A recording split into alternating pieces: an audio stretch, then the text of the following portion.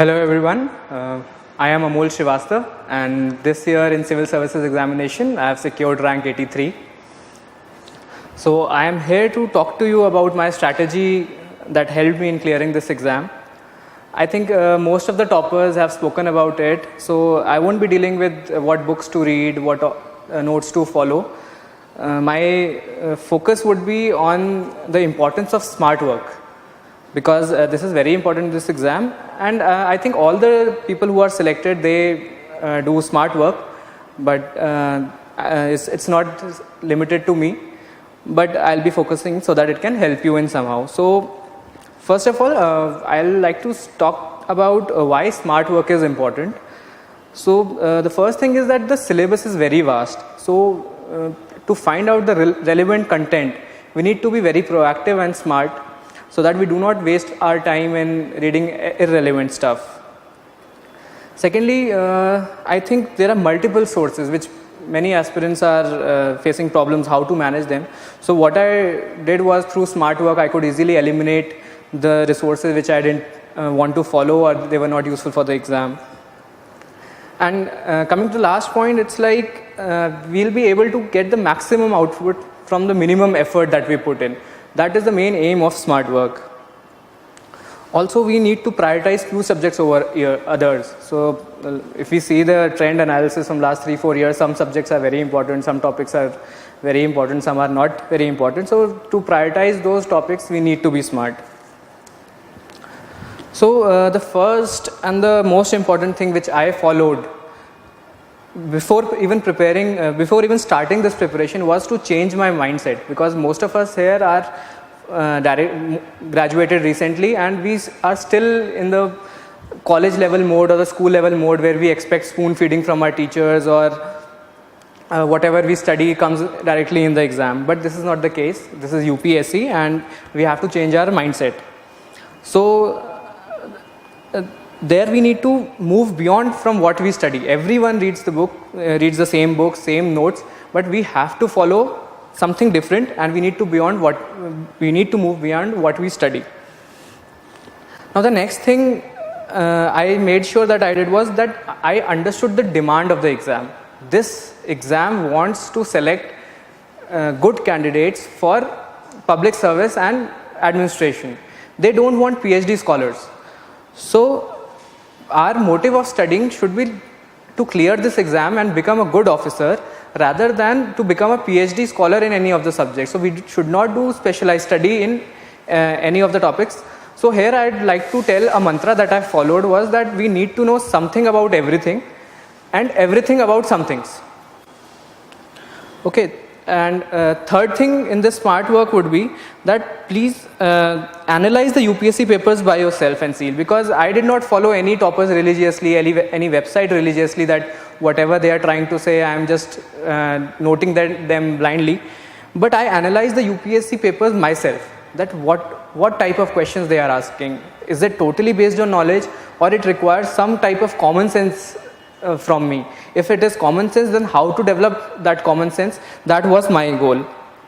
So if we are able to do these things, that we are able to change our mindset and directly enter into the UPSC exam mindset, then we are able to understand the demand of the exam and we are able to analyze the papers, both prelims and mains. I think we'll be able to maximize our score.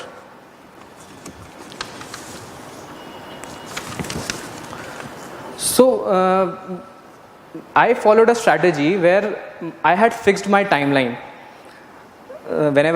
From when I started my preparation to the time I was giving my first prelims attempt.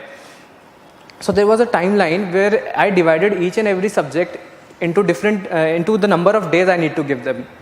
So based on a smart study, we'll be able to minimize the number of days that are required to finish the subject. For example, if a subject I have taken 20 days in my starting of the preparation, I should prepare my notes and my study should be so exhaustive that when I start my revision, I am able to complete that subject in just 1 week.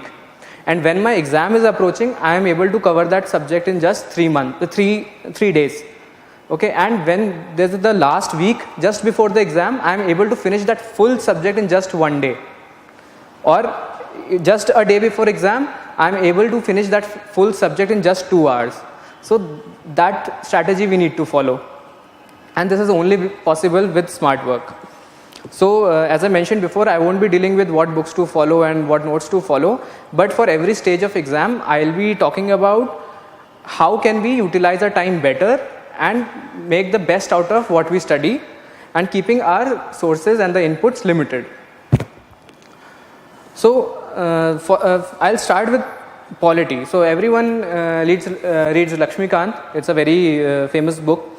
So instead of reading Lakshmikant in a unilateral manner, like from first chapter to the last chapter, smart way would be to read the related topics which are asked in the exam. For example, when you are reading president topic, then simultaneously cover the governor topic. When you're reading about the High Court, simultaneously cover Supreme Court. When you're reading Finance Commission, cover Law Commission. When you are reading Rajya Sabha, cover Lok Sabha. So this way you will be able to analyze those topics in a very comprehensive and an analytical manner. And whatever the question could be, you could be able to answer it in a very easy way. Second, for modern history, we follow Spectrum and Bipin Chandra and whatnot. So I would say that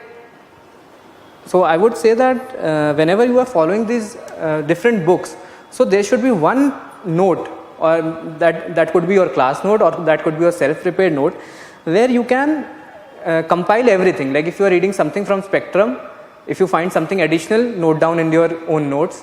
When you read Bipin Chandra, if you find something extra, that additional points you can note down in the same note. So at the end, you are actually eliminating Spectrum and Bipin Chandra for the last minute revision. Your notes are so comprehensive that you need not go beyond your notes, and you do not follow any bulky book. Now again, for geography, NCERTs are a must. So a smart way to approach NCERT is that you must be you must have been able to find out that the syllabus of class 7th, syllabus of class 9th and 11th is same. It's based on the same format, and similarly the syllabus for class 6th, 8th and 10th is same. So whenever you are reading class 6th book and then you move on to class 8th book, whatever extra points you found in class 6th, note down in your 8th class book. When you are reading the class 10th book, then whatever extra points you found in your class 8th and 6th book, note down in your class 10th book. So at the end, you are just you have just your class 10th NCERT that you need to revise. So that this will save a lot of time. Now one thing which I followed, which actually helped me in my prelims exam and also in my mains exam, was that I used a lot of maps. Not only for geography or environment, but I used maps for almost every subject. Like art and culture also, which state has which dance form, which festivals are there in which state, which animals are found in which state. So if you are able to plot them on the map, so that visual grasp that you get, you will be able to revise that all the animals, all the festivals in just 5 minutes. So that is a very smart way of approaching. And even just before the exam, when I revised those maps, I was able to answer even the analytical questions. For example, that UPSC asked that arrange these festivals from north to south, arrange the national parks from north to south. When I have studied from the maps, it is imprinted in my mind that which place will be where, and it is easy to solve the map based questions. Now coming to the mains, I think that the role of books is very limited in mains examination, because if you see the last year's papers, no question can be directly answered from the book. So my suggestion, or what I followed, would be that I made a list of all the important topics that could be asked. Here again that smart work comes, that you have to anticipate questions, seeing what all is going around in the news. So if something is very important in the news, there is a very high probability that it will be asked in the exam. So make a list of all those topics and prepare concise notes on them. So the notes should not be more than 2 pages, because again we'll have to revise all the notes in just one day or a few hours. So we cannot have we cannot have bulky notes with us. So for example, this year Lingayat issue was in news. So there is a high probability that questions on the philosophy of Basaveshwar, that can be asked. Bhakti movement is related to this, so that can also be asked. This year there was a there was a case where should Hindi be made the language in United Nations. So they might not ask you directly about Hindi in the United Nations, but they might ask in art and culture what the role of Hindi had been in national integration, or should Hindi be made a national language or not. So there you have to correlate things and analyze them in a very comprehensive manner, that what questions could be asked. So once I had made that complete list, I prepared short notes on that any question if related to this comes, I'll be able to answer a question in a decent manner. Now, in modern history, what I followed was that whenever we are reading the books, we study in a very unilateral manner in a story format, that what happened in 1857, what happened in 1909, and so on. That is very important for prelims exam, but when we see mains, the questions in mains are very analytical. So when you have completed your basic study, then what I did was, I made short notes on the type of questions that are asked in UPSC. For example, the difference between ideology of Gandhiji and Nehruji, difference between Gandhiji and Bose's philosophy, and that question was asked in 2016, difference between Gandhi and Ambedkar, role of press, how the civil services evolved over the years, role of women, role of tribal movement. So if you have direct notes on this, I think that certainly helps in answering one or two questions that are asked from modern history. Now coming to world history, if we see that from the past few years, the weightage of world history is being reduced. So here what I did was, I did a basic study of the different topics in world history, and I made special notes on few topics. For example, Cuban Missile Crisis, Vietnam Crisis, and all these things. And instead of studying big bulky books on these topics, I followed YouTube videos, because at the end we have to write just a 200-word answer. And from a YouTube video, if we are able to find out what was the background of the issue, what were the causes and what were the consequences through just a 15-minute video, I think that serves our purpose. So here we have minimized our effort and we have maximized our output. Now coming to GS2, again we'll have to make a list of all the topics and that could be asked. Here what I followed was that while I was preparing my notes, there on right hand side I had made a column regarding the facts associated with that topic. The constitutional articles, the Supreme Court and High Court verdicts, if there was some committee or convention signed regarding that topic, I had made a note of it, so that whenever in the answer, if the question comes, I just quote that part in that answer.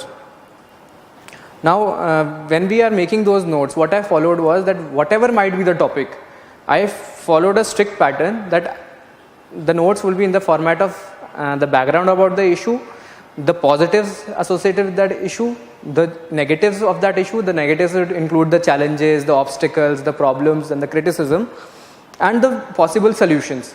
So when we have this kind of notes with us, then whatever be the question, we'll be able to answer that question by tweaking our notes. If in the question challenges are asked, so from your notes you can give more weightage to the challenges part and give less weightage to the advantage part. If advantage is asked, give more weightage to the advantage part, and challenges part you can reduce. So that way we can change our notes based on the demand of the question.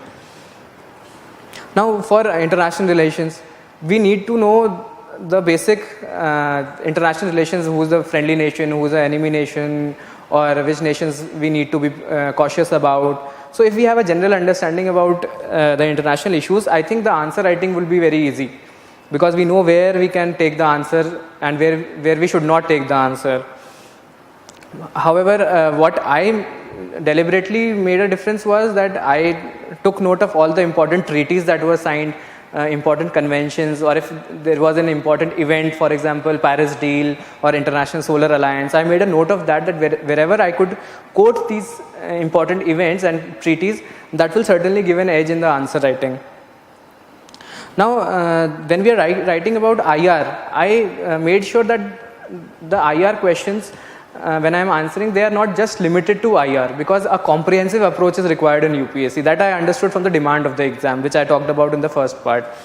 So I tried to make my answers very comprehensive. Even though it was an IR question, I made sure that I put examples related to energy security, the economic angle towards it related to the trade and commerce, then the security angle towards it, and the cultural aspect. The track 2 and track 3 diplomacy is very prominent now. So if I have included all these aspects, then that makes an IR answer very comprehensive. Now coming to GS3, again we have to make a list of all the topics and then follow the same strategy. In GS3 economics also, what I followed was that even though it is an economy related answer, but I made sure that all the aspects are covered. For example, if a question on GST was asked, then I started it with the 101st Amendment Bill or the constitutional aspects of GST. Also, if there is a question on, for example, energy security, then I made sure that I included aspects of environment, Paris deal and our commitments in the INDCs. So that I think made the answer more comprehensive and could be analyzed in many different perspectives. Now coming to GS4, it's the most interesting subject in this UPSC mains examination, where I think when I interacted with my fellow aspirants, so I think that they are too much focused on how to study ethics and how to reproduce whatever we have studied. So what I followed here was that I didn't rely too much on books, because the books have a very theoretical knowledge, and what I understood from the demand of the exam was that in ethics they require people who can think, people who are ethical, who are honest, whose integrity cannot be questioned. So we have to inculcate all those things in ourselves. So if we are able to make that paper very practical and very close to us, I think that will certainly be a very unique thing, which every mind is different, every heart is different. So I feel that if we are able to bring that element of originality in our answers in ethics, so that will certainly impress the examiner. So what I did was that I was very observant. I always kept my eyes and ears open whatever is going on in my society. And whenever such questions came, I used to quote examples from my daily life or examples from my childhood where it showed that yes, I have inculcated these things from my childhood itself. Also, when we are studying the basic concepts, the theoretical concepts, for example, we study about thinkers like Aristotle, Plato, Kant, then what their essence is, we need to understand that. Instead of mugging them up or whatever they have said, we should understand them and we should try to solve our case studies that are in the second part of the paper through those concepts. For example, if a case study is asked on duty, then we should quote the Nishkam Karma. If something needs to be followed irrespective of what the circumstances are, then we need to focus upon what Kant told about categorical imperative. So this makes your answer very unique in the way that the examiner knows that this person has related whatever he has studied in theory to the practical aspects. So there the marking will certainly, you will get an added advantage. Now coming to the essay part, again in essay, there's a notion that essay is a test of your knowledge and you have to quote each and everything that you know and answer it in a very broad manner. That is a right thing, but more than a test of knowledge, essay is a test of personality, I feel, that because that is the only thing available to the examiner to judge you, how you think, what your thought process is and how far you can think, not from the topic and but beyond the topic. So it's more of a test of your personality. Also, it shows that your problem solving skills, because in essay there is a statement that is given that has an inherent problem in the society or in our political system or in our environment and economy, which we need to understand from the topic itself and give our approach towards solving that problem, which is also required from an officer. So as far as content is considered, I was totally dependent on my GS content. GS 1, 2 and 3 actually helps in helping develop our content for the essay, and no specialized study, I don't think no specialized study is required for essay. Also, I have seen people that they start mugging up essays which are given by different websites and institutes, that if such and such topics come, then I will write this and thing. I didn't follow this. I maintained an element of the originality in my essay. This year I wrote the essay on education, how a classroom shapes the destiny of the nation. So I started that essay with my classroom, how it could help in shaping the destiny, and how different classrooms in the world, how can they be used to shape the destiny of the world. So I think that element of originality is needed. Instead of just quoting the same events and reports, there should be something unique about the essay which impresses the examiner, because 1200 words we need to write, and the examiner should remain attached to the essay for the full 1200 words. So but one thing that I found difficult was the structuring part of the essay. So even though I didn't feel like writing an essay, I made sure that whatever topic I got, I structured that essay, that what will be the introduction, what all aspects I will focus. So one thing I followed while structuring the essay is that when we have studied GS1, GS2 and GS3 and GS4. So the structure of the essay I followed from this same pattern. So I started with the ancient and the historical aspect. I added the cultural aspect in my essay in the beginning, then the social aspect in the beginning, and if it is related to geographical or environment aspect, then I included that also in my introduction part. So the GS1 is over. Then I moved on to the polity aspect. What are the political dimensions that could be analyzed in this topic? The governance aspect, and then if there is any international aspect that can be included in that essay. So now GS1 and GS2 is over. Then I moved on to the economic dimension of the essay. Then how if it is related to any environment aspect, if it is related to any security aspect. So that makes and science and technology is very important. This year government is focusing a lot. So science and technology also comes in GS3. So one full paragraph on the technological aspect. For example, in education, how the internet can be used to impart education, and what all technological developments are taking place in education. So that I included, and then I included the ethical aspect of education, because value-based education is a very important theme going on. We see so many white-collar crimes. So if ethics I have included in the education part, so from GS1 to GS4 I have completed all the aspects, and certainly 1200 words is very easy to frame when we are doing from GS1 to GS4. And at the end, one page or 2-3 paragraphs, I completely focused on the solutions, the problems that we are facing in education and what will be the solutions.